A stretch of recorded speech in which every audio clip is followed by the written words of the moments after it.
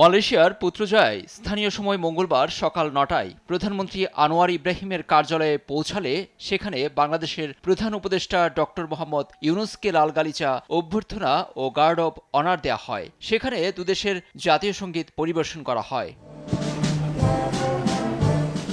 এরপর মালয়েশিয়ায় কর্মরত বিভিন্ন দেশের রাষ্ট্রদূতদের সঙ্গে শুভেচ্ছা বিনিময় করেন তিনি। পরে প্রধানমন্ত্রীর কার্যালয়ের পরিদর্শন বইয়ে সই করেন প্রফেসর মোহাম্মদ ইউনুস।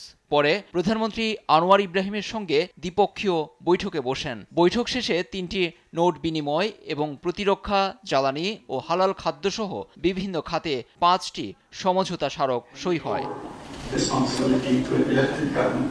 এরপর যৌথ সংবাদ সম্মেলনে আসেন এ দুই নেতা। ব্রিফিংয়ে মালয়েশিয়াকে ব্যবসার অংশীদার এবং বন্ধু রাষ্ট্র বলেন ডক্টর ইউনুস। বাংলাদেশে বিনিয়োগ বাড়ানোর আহ্বান জানানোর পাশাপাশি রোহিঙ্গা প্রত্যাবাসনে মালয়েশিয়াকে পাশে চেয়েছেন তিনি।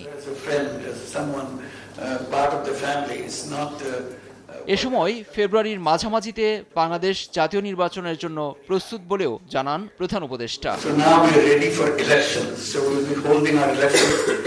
Coming February, middle of February, to elect a new government, so that we can go to a normal running of the country.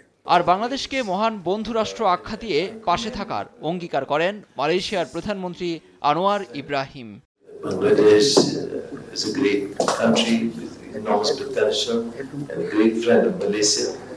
Secure peace and promote progress and development for the people. শান্তি প্রতিষ্ঠায় doctor Yunus গুরুত্বপূর্ণ ভূমিকা রাখছে তুলে ধরে রোহিঙ্গা সমস্যার সমাধানে মিয়ানমারের উপর চাপ বাড়ানোর কথা বলেন মালয়েশিয়ার প্রধানমন্ত্রী। লুৎফর কবির, নিউজ ডেস্ক, দেশ টিভি।